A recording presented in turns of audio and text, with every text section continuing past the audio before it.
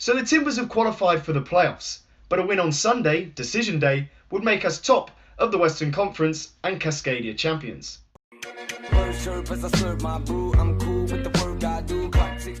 Welcome back, new and returning viewers, to yet another video coming at you quick and fast. Now I'm back into the regular schedule. Hope you're having a good day, and today we're going to be doing a match preview to Sunday's game against the Vancouver Whitecaps at home at Providence Park in front of the Timbers Army. I said it in the intro.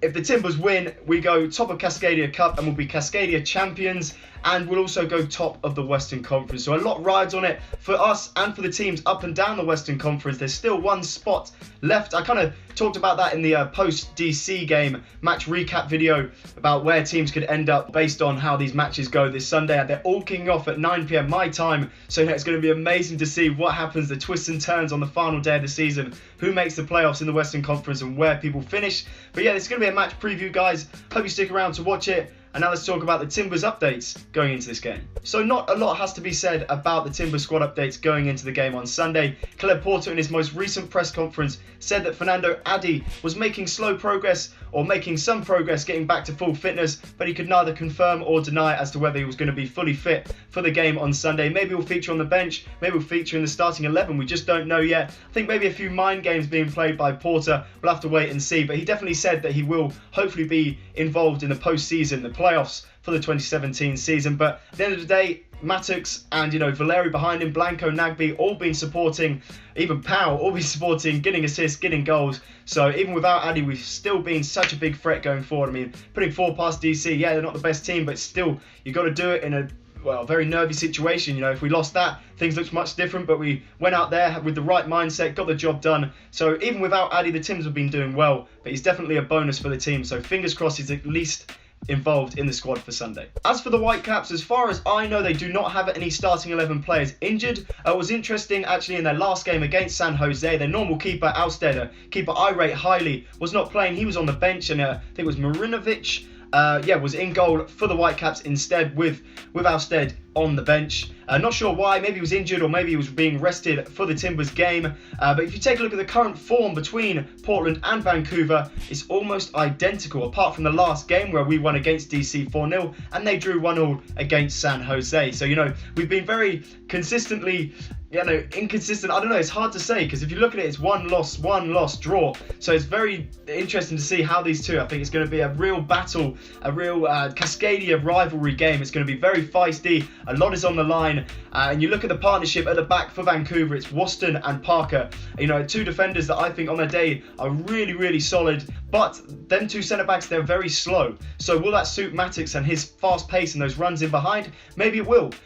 Fernando Adi can sometimes, I think in the last game against Vancouver, it got way too aggressive. He stopped playing his kind of game, the hold-up play, the link-up play. So, hopefully this will play into Matix's hand if these two are partnered at the back for Vancouver, which I think they will be. He'll be making them runs in behind, get them turning, the slow defenders, hopefully cause them a lot of trouble.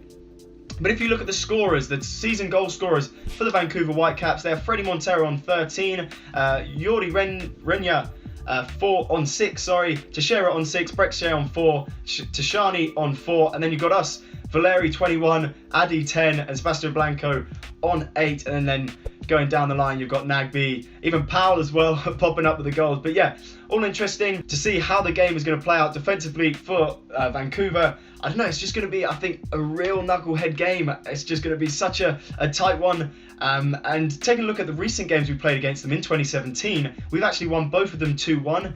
And skip forward to my score prediction, it may look something similar to that. Just going to add something for you guys to put in the comments below. Who do you think the pressure is on in this game? Is it us? We are behind Vancouver, we have the home advantage, we can win Cascadia with a win, and we can go top of the Western Conference with a win. So, is the pressure on us and Caleb Porter, or is the pressure on Vancouver Whitecaps? They kind of choked their last game. They could have got the top seed in the Western Conference and kind of played a bit of a rested team against the Timbers, but they couldn't get the job done. They drew, so they choked there. And, is the pressure on them now to hold the position at the top of the Western Conference? They are 2 points ahead. They had a big lead, but now they've kind of messed it up. So I don't know. Let me know in the comments below or on Twitter what you guys think. Who is the pressure on in this game? I don't know who I think it is. I think it's on Vancouver. They kind of messed up before. They're now probably going to name a very strong side to try and finish top of the Western Conference, and at the end of the day, they're going to want to stop us from winning Cascadia. As much as they may hate Seattle as well, they're going to want to stop us as well, being at home. And if they do beat us, we could finish 4th if other results didn't go our way. So yeah, I think the pressure's on Vancouver, as well as us, but more Vancouver. So moving on to the team that I would like to see face Vancouver on Sunday, and I am not changing a single thing compared to the team that played DC last Sunday. Left it completely the same. In goal, Atanella. Right back, Powell. Centre backs, Ridgewell, Mabiala. Left back, Vitas. I mean, the defence was very solid against DC, only restricted them to long shots that Atanella dealt with perfectly. You know, his distribution in that whole game and over the last few games has been fantastic, so hopefully he can be consistent over this game and going into the playoffs. That's what we're looking for in a keeper. You know, you just look for consistency and someone that can do the basics very well. You know, you've got to hold your hands up sometimes to fantastic shots and goals and say that they're going in. If you can do the basics well, then you're going to go far as a goalkeeper, and Atanella has been doing that fantastically recently. Two centre-back CDM roles, of course, is Chara and Guzman, two players that have been amazing throughout the season. Yes, they had their disciplinary problems, but either way, they have been fantastic. They complement each other very well, I believe. You know, both are happy to sit back and let Valeri play in that pocket ahead of them, but they're also both very willing to chase down balls and go and get tackles in and all that sort of stuff. So yeah, they're both fantastic CDMs that I don't think we could get a much better CDM partnership in the league. Going forward, we've got Nagby on the right, Valeri in the middle, and Blanco on the left. And then up top is Darren Mattocks. Even if Addy is fully fit, I think I'd still go for Mattocks. Recently, he's really been holding his own. I think the other players have really got to know his play style as well, the runs he makes, the chasing down he does, all that sort of stuff. So I think they've been linking very well recently. And you know, he won that penalty against DC that got the ball rolling. So I think if Addy is fit, why not keep Mattocks in the starting 11? He's deserved it, he's earned it. Just like Powell has at right back position, he's come in for Valentin and done fantastically against DC. So yeah, I think he deserves to hold his own. And then the substitutes, maybe Ebabisse, Addy if he is fit, bring him on for Mattocks, or maybe even go for 4-4-2 up top if things aren't going our way and we need a goal, we need 2 goals, something like that. And then yeah, Ebabisse maybe coming on, something like that, or Olam in CDM, Blanco, although he wasn't, no, not Blanco, Barmby, sorry, although he wasn't even involved against DC in the squad, which is quite surprising. But yeah, nonetheless, that is the team that I've chosen to face Vancouver Whitecaps, and let's see if Caleb Porter, actually for the second week running, chooses the same team that I do. So moving on to my score prediction for the game, I'm going to go for a 2-1 win for the Timbers. I mentioned it earlier, but I'm going to lock that in. That is what I'm going to go for. Now looking at the statistics, Vancouver scoring away, they score an average of 1.2 goals. And at home, we score an average of 2.2. And then away from home, Vancouver concede 1.7 goals. So I think a 2-1 statistic-wise is quite a good shout. But I think general play, I think it could be 2-1, maybe even 3-1 for the Timbers. I think we're going to come out of this game in front of the Timbers army, pack Providence Park, sell out as it always is. The fans are going to get behind the team as they always do. I think the boys, again, like they did against DC, are going to wear their heart on the sleeve, play with all the passion, get the result that we need, and finish top of the Western Conference and Cascadia champions. It would be fantastic.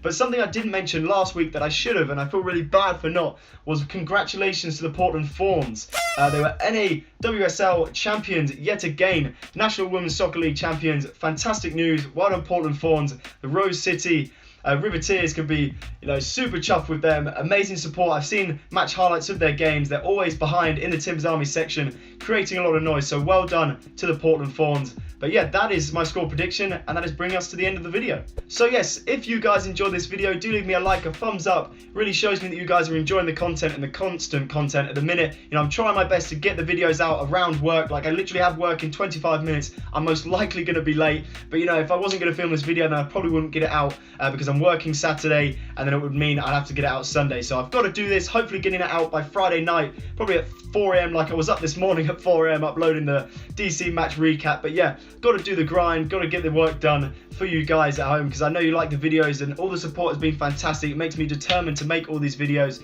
But yeah, thank you for all the support recently on Twitter, all the retweets, the likes, all this sort of stuff. It's fantastic, and keep the support coming in the comments, all the shares, all that sort of stuff. It's amazing to see. And subscribe for more weekly Timbers content, and come on Timbers, let's get the job done and finish top of the Western Conference and champions of Cascadia. See you in the next one.